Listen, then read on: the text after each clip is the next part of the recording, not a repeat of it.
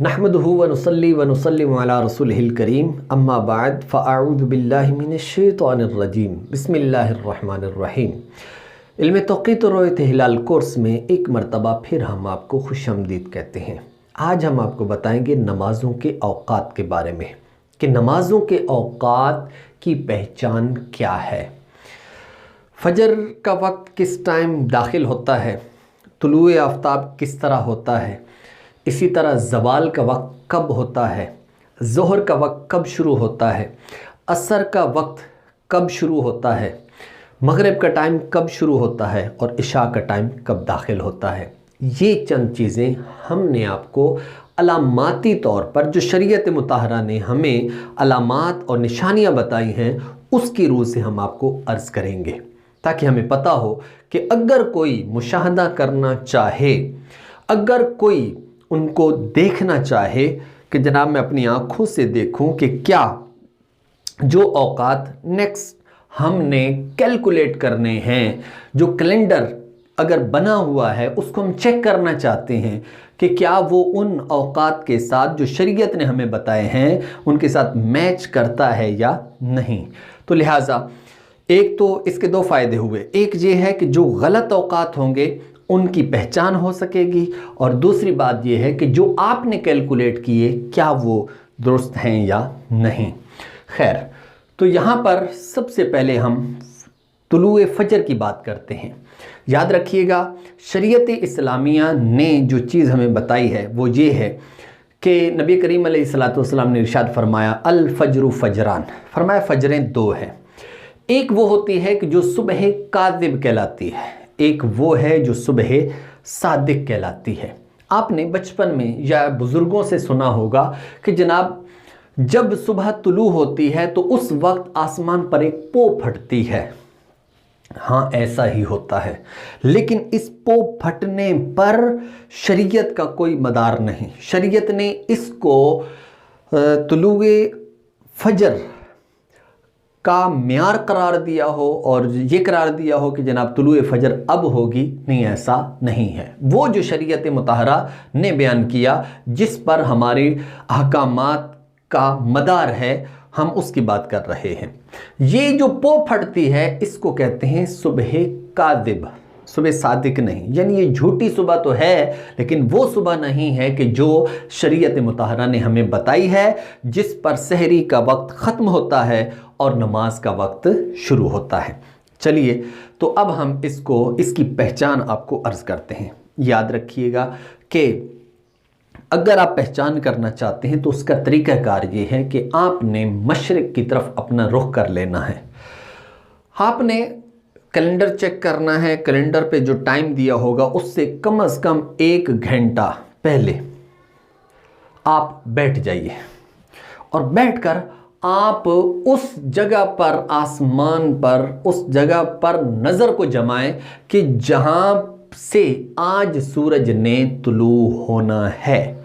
ये बात मैं पहले भी अर्ज़ कर चुका हूं कि हमारा जो उफ़ुक़ है, फ़र्ज़ करें ये हमारा उफ़ुक़ है, अगर उफ़ुक़ है और यहाँ पर ये है हमारा ईस्ट यानी मशरिक़ है, ये अगर है हमारे पास वेस्ट यानी मगरिब है, और ये हमारे पास नॉर्थ है, और ये अगर हमारे पास साउथ है, तो अब आपने क्या करना है, आपने मशरिक़ की तरफ अपना रुख कर लेना है और ऊपर आसमान की तरफ आपने देखना है।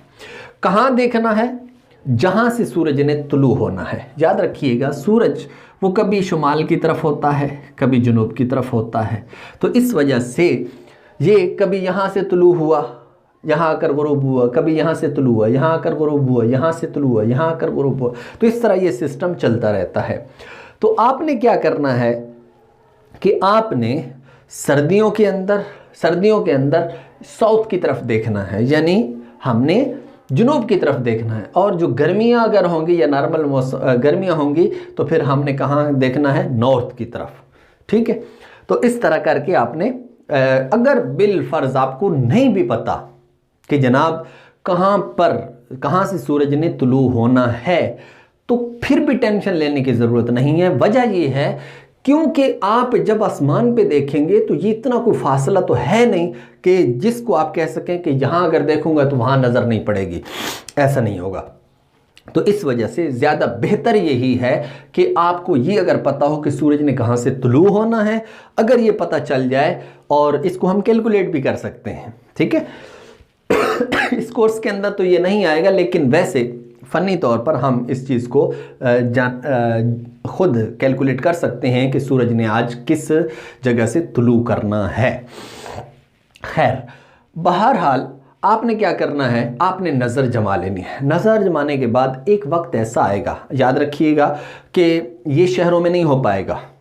इसकी वजह यह है कि शहरों के अंदर रोशनी का इतना हुजूम होता है, इतना इज्तिहाम होता है कि जिसकी बुनियाद पर उफुक पर, आप उफुक को छोड़ें, आप जनाब आसमान की तारों को देखें, तो वो आपको नज़र नहीं आएंगे। इक्का दुक्का चंद एक जो ज़्यादा रोशन हैं वो आपको नज़र आएंगे, दीगर तारे या छोटे छोटे वो आपको नज़र नहीं आएंगे। जैसे लाहौर, कराची, फैसलाबाद, इस्लामाबाद, ये वो शहर हैं कि जहाँ पर रोशनियाँ ज़्यादा होती हैं। लिहाजा ये मुशाहदा वहाँ हो सकता है जहाँ पर हर तरफ तारीकी हो, उफुक जो है वो स्याह हो, तारीक हो, तो वहाँ पर ये हो सकता है। और ये कहाँ हो सकता है, ये वहाँ हो सकता है जहाँ पर देहात हो, ख़ासकर देहातों के अंदर। अगर आप में से किसी ने हो सकता है मुशाहदा किया हो कि जनाब शहर के अंदर अगर देखते हैं तो सितारे नज़र नहीं आते, लेकिन अगर आप अपने कहीं पर देहात के अंदर, गांव के अंदर चले जाते हैं तो वहाँ पर आप देखते हैं कि जनाब वहाँ पर बहुत ज़्यादा सितारे नज़र आते हैं।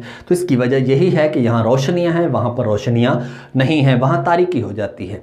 खैर, इस वजह से अब आपने क्या करना है, किसी ऐसे मकाम पे बैठना है कि जहाँ पर आसमान पर सितारे नज़र आएँ। तो लिहाजा अब क्या होगा, सूरज क्या करता है, नीचे से उफुक की तरफ जब आता है, फ़र्ज़ करें यहाँ ये एक सूरज यूं करके चल रहा है, ठीक है, यहाँ से तुलू हुआ, यहाँ गुरूब हुआ,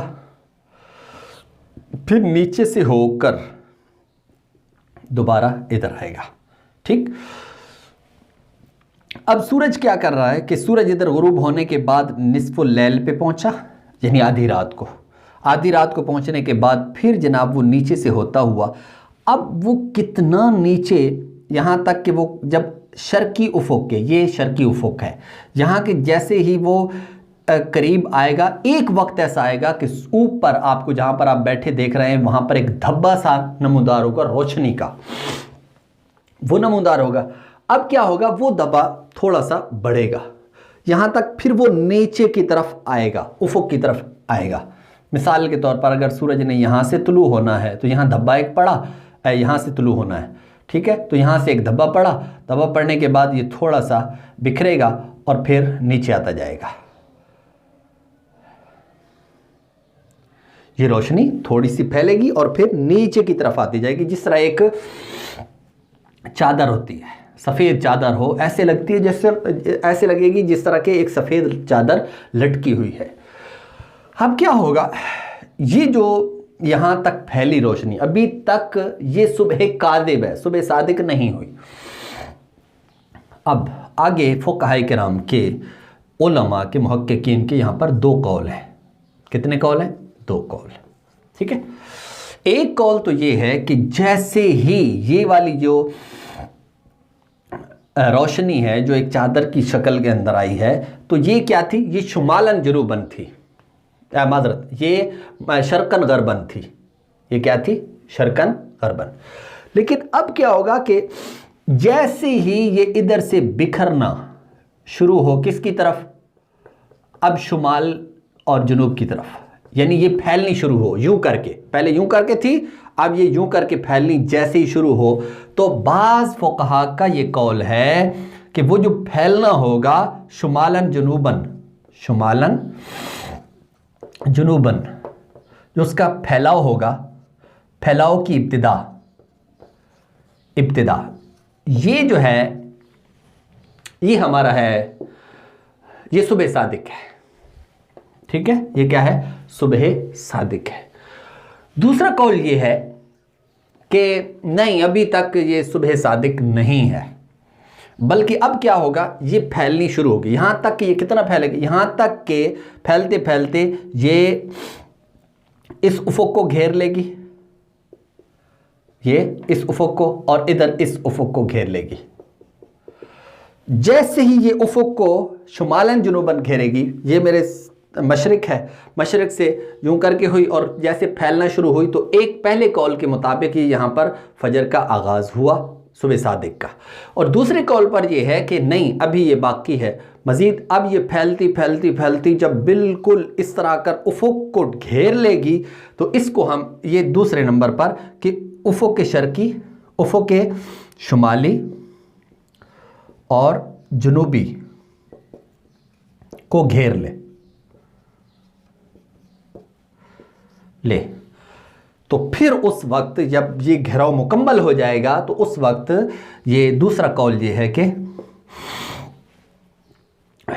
सुबह सादिक तुलू होगी।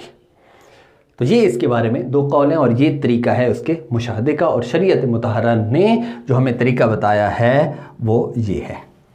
ठीक है, तो सुबह सादिक इस तरह तुलू होती है। अब उसके बाद दूसरे नंबर पर वो ये है कि आपने तुलुए फजर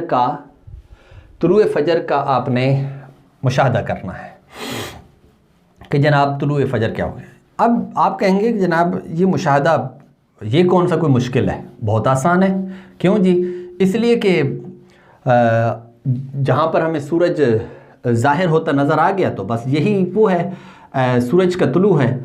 नहीं, ऐसी बात नहीं है। यही चीज़ आपने समझनी है कि ये इसका हमारे शरीयत मुतहरा के साथ चूँकि इसका ताल्लुक़ है, और इस ताल्लुक़ की वजह से गलती हो सकती है। मैं इसकी एक मिसाल देता हूँ, आप इससे समझिएगा और इसके आपको एहसास भी होगा कि बात तो यार ठीक हो रही है। एक शख्स है, सुबह के वक्त वो उठा और देखा तो जनाब उसको सूरज आसपास, उसने देखा, शहर के अंदर था, आसपास देखा तो उसको सूरज नज़र ही नहीं आया। तो क्या ख्याल है, अभी नज़र नहीं आया तो नमाज़ पढ़ ले,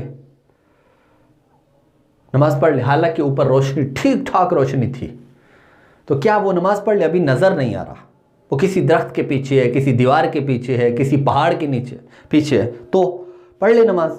नहीं, इसका एतबार नहीं है। फिर किस चीज़ का एतबार है, ये मैं आपको अर्ज़ करता हूँ। इसी तरह एक दूसरी मिसाल लीजिए।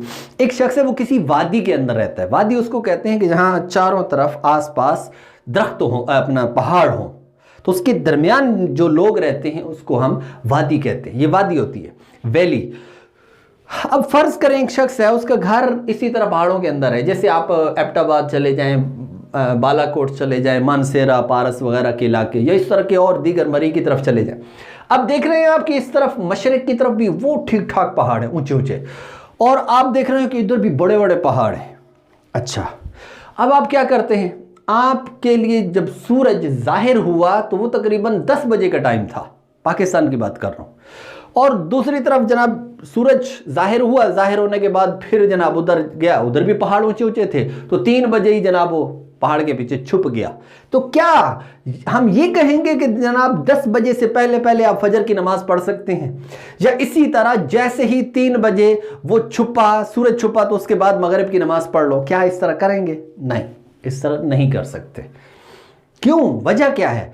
उसकी वजह यह है कि शरीयत ने उफुक किसको करार दिया है। आपके लिए उफुक क्या है? किस मकाम से सूरज तुलू हो या जहां पर जाकर छुपे तो वो तुलुए शरई कहलाए और गुरूबे शरई कहलाए, वो कौन सी जगह है? तो मैं पहले भी एक ज़िम्नन एक बात अर्ज़ कर चुका हूँ। अब ये चूँकि मुस्तकिल तौर पर हमारा टॉपिक है, इस वजह से अब आप इसको समझिएगा। इसका म्यार ये है कि अगर आप यहाँ पर खड़े हैं, फ़र्ज़ करें अब मेरे आसपास दीवारें हैं, तो मैं क्या करूँ?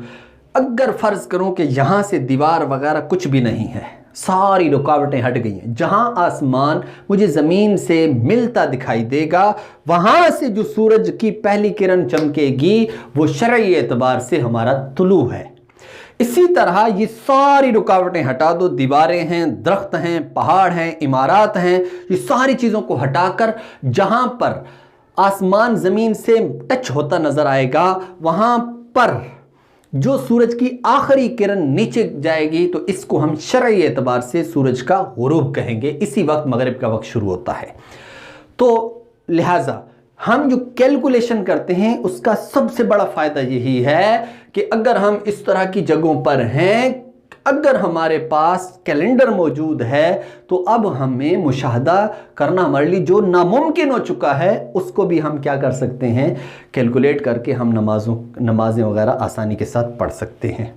लिहाजा पता चला कि उफ़ुक़ शरई ये होता है, इसको उफ़ुक़ मरई भी कहते हैं, उफ़ुक़ शरई भी कहते हैं। अब अगली बात वो ये है कि यहाँ से फिर हम जिसकी मैंने बौद्ध संति आपको अर्ज़ की थी अच्छा माजरत के साथ एक चीज़ वो पीछे सुबह सादिक की उसमें रह गई। सुबह सादिक का जब हम बता रहे थे उस टाइम तहकीकात से ये बात, मुशाहदात से ये बात पता चली है कि जब सुबह सादिक उस वक्त तुलू होती है कि जब सूरज 18 दर्जे ज़ेर उफ़ुक़ हो। जब सूरज क्या हो, 18 दर्जे ज़ेर उफ़ुक़ हो।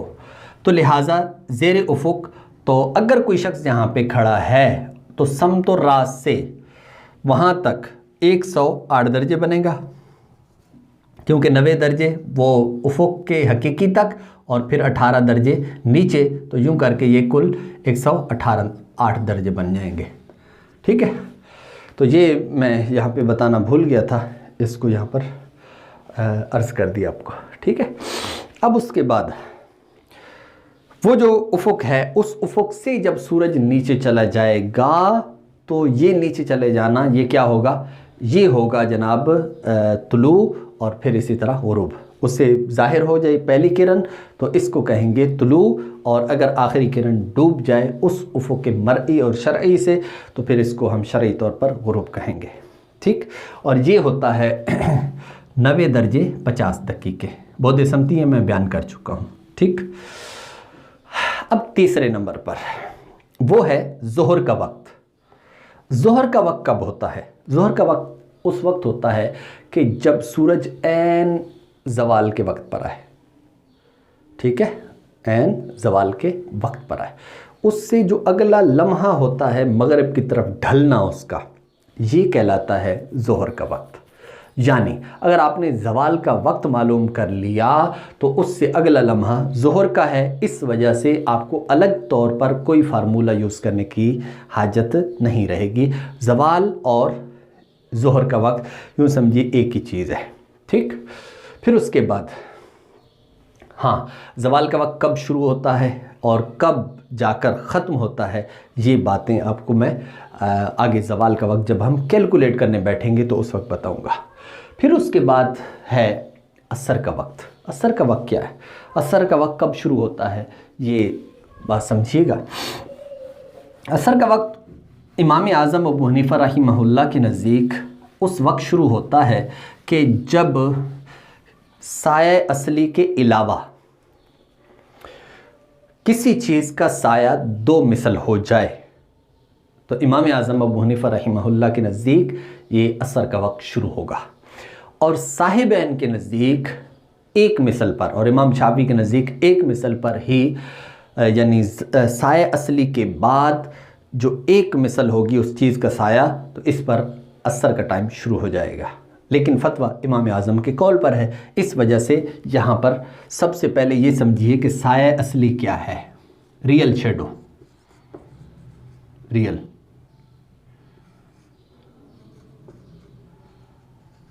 ठीक है, रियल शेडो, साया असली, ये बहुत अहम चीज़ है। मैंने आपको एक बात बताई थी, ये नॉर्थ है, ये साउथ है, ये ईस्ट है और ये वेस्ट। ठीक है, आपने किसी चीज़ को खड़ा किया, खड़ा करने के बाद जैसे ही सूरज का साया यहाँ इसके ऊपर आ जाएगा, इस लाइन के ऊपर, इसको हम खत्ते ज़वाल भी कहते हैं। ठीक है, इस पर आएगा तो उस वक्त ये ज़वाल का वक्त है। ठीक है, और इससे जो अगला लम्हा होगा वो क्या कहलाएगा? ज़ोहर का वक्त। लेकिन ज़वाल के वक्त जो साया बना, ज़वाल के वक्त जो साया बना, अब अगर आप तो जो साया बनेगा वो क्या कहलाएगा? उसको हम कहते हैं साया असली। साया असली किसको कहते हैं? ज़वाल के वक्त जो साया बनता है, क्योंकि वो सबसे छोटा होता है, उसको फ़ैउज़ ज़वाल कहते हैं।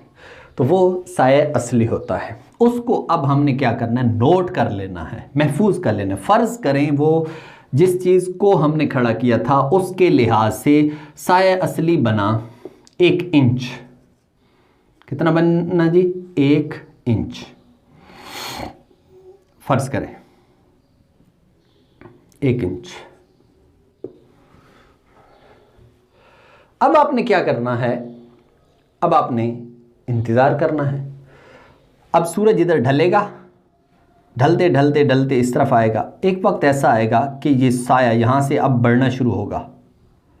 ठीक है, साया बढ़ना शुरू होगा यहाँ तक कि एक वक्त ऐसा आएगा बहुत ज़्यादा बढ़ जाएगा। कितना कि जिस चीज़ को आपने खड़ा किया है उसकी वो 2 मिसल हो जाएगा। यानी साया असली को निकालने के बाद वो 1 इंच ये निकालो। फ़र्ज़ करें कि जिस चीज़ को आपने खड़ा किया, जिस चीज़ को खड़ा किया, फ़र्ज़ करें कि वो क्या थी, लकड़ी या राड है, उसको आपने खड़ा किया, वो 1 फीट की थी, 1 फीट की थी।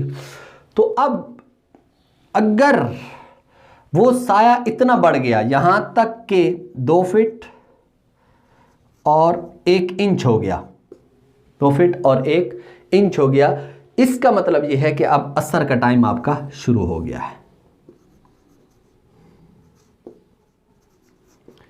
ठीक है, इसका ताल्लुक होता है, ये 1 फीट ज़रूरी नहीं है। जो चीज़ भी आप खड़ी करेंगे, अब चाहे वो 2 फीट है, चाहे 5 फीट है, चाहे 1.5 फीट है, जितनी भी है उस लिहाज से आपने ये देखना है। सबसे पहले आपने देखना है कि कितना साया बना।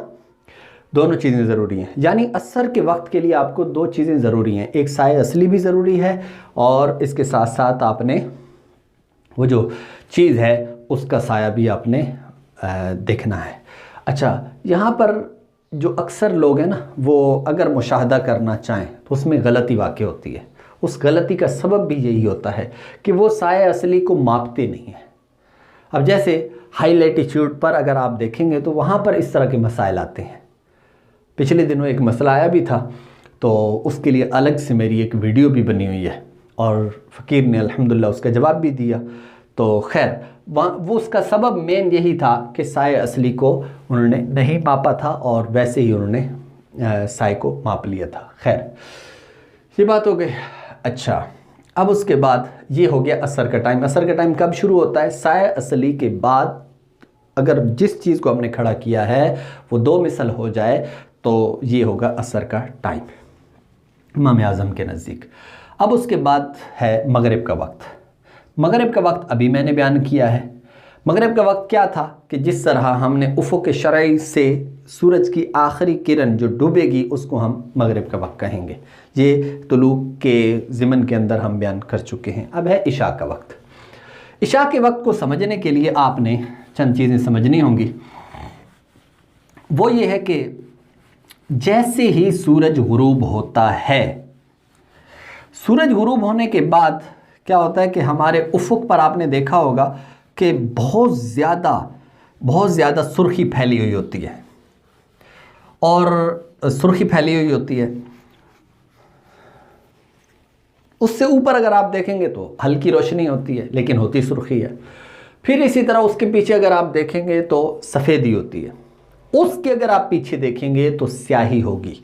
ये आप याद रखिएगा। फ़र्ज़ करें ये उफ़ुक़ है, मैं यहाँ पे करता हूँ, ये यहाँ से सूरज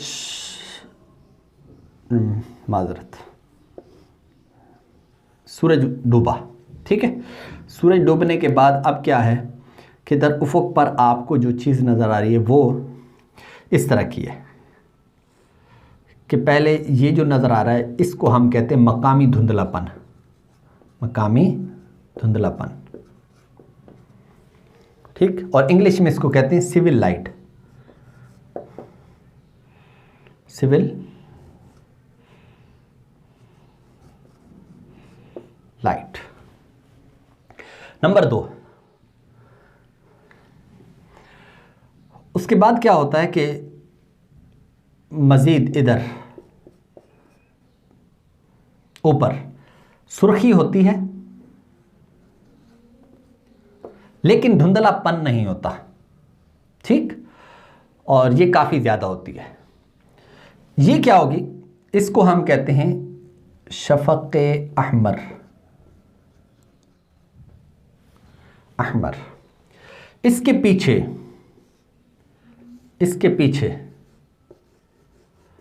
सफ़ेदी होगी, इसको कहते हैं शफ़क़ अबियज़। शफ़क़ रोशनी को बोलते हैं।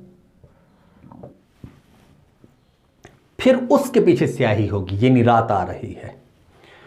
अब होता क्या है कि अच्छा, इसको कहते हैं ट्यूबलाइट। हाँ, ये सिविल ट्यूबलाइट।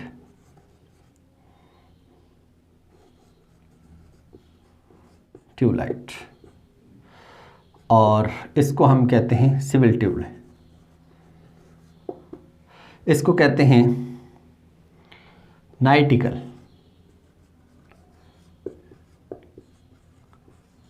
ट्यूबलाइट।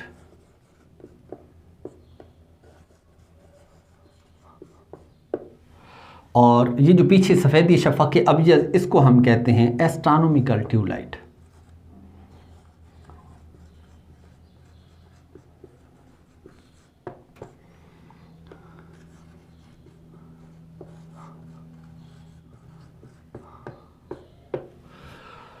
ठीक है, ये 3 किस्म की लाइट्स होती हैं, ट्यूबलाइट्स होती हैं। लाइट भी आप इसको कह सकते हैं।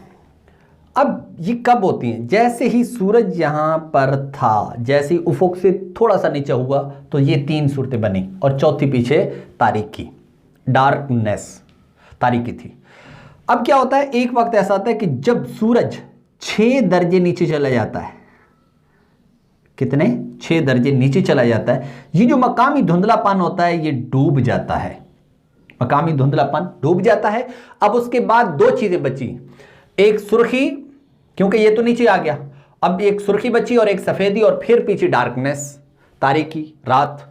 फिर उसके बाद क्या होता है कि मजीद ये नीचे चला जाता है, यहां तक कि सूरज वो 12 दर्जे नीचे हो जाता है। तो फिर ये सुर्खी जो होगी ये भी यहां आकर डूब जाएगी, पीछे अब सिर्फ सफेदी है और फिर बकिया तारीकी है। एक वक्त ऐसा आएगा कि सूरज जब यहां पे पहुंचेगा और 18 दर्जे नीचे चला जाएगा, माजरत 12 दर्जे, ठीक है, 6 दर्जे, 6, 12, 18। तो अब ये जो शफ़क़ अबियज़ थी वो यहां पर आकर डूब जाएगी, पीछे अब सारी की सारी रात है। इसी पर इमाम आज़म के नज़दीक इसी पर 18 दर्जे पर वो इशा का वक्त शुरू होता है, इशा का वक्त शुरू होता है। ठीक है, बस यूं समझिए कि जिस तरह सूरज नीचे था और अब सुबह तुलू होनी है, तो जब 18 दर्जे नीचे था तो सुबह सादिक तुलू हुई। इसी तरह जब मगरिब में सूरज डूबने के बाद 18 दर्जे नीचे चला गया तो अब इशा का वक्त शुरू होगा, दाखिल होगा। ठीक है, तो इस तरह करके ये, यानी सिविल ट्यूब लाइट जो होती है वो 6 दर्जे जब सूरज नीचे चला जाए तो फिर डूबती है, गुरूब होती है। फिर इसके बाद अगर नाइटिकल ट्यूब लाइट यानी जो शफ़क़ अहमर है वो 12 दर्जे पर होती है, यानी 12 दर्जे सूरज जब नीचे चला जाए तो फिर इशा का इमाम शाफी के नज़दीक और साहिबैन के नज़दीक जब शफ़क़ अहमर डूबती है तो उस वक्त जो है वो इशा का वक्त दाखिल होता है, तो उनके नज़दीक फिर ऐसा होगा। ठीक है, और तीसरे नंबर पर वो इमाम आज़म का मज़हब है, फतवा इसी पर है, वो ये है कि जब 18 दर्जे सूरज नीचे चला जाए तो फिर उस वक्त इशा का वक्त दाखिल होगा। तो मुझे उम्मीद है कि ये चंद बातें आपको समझ आई होंगी। अगर कोई बात समझ में नहीं आती तो आप बेशक कमेंट के अंदर उससे पूछ सकते हैं। तब तक के लिए हमें मज़ीद आगे जो चीज़ मज़ीद आगे हम क्या बयान करेंगे इसको हम इंशाल्लाह बयान करते हैं, अगले एपिसोड के अंदर हम इसको बयान करते हैं।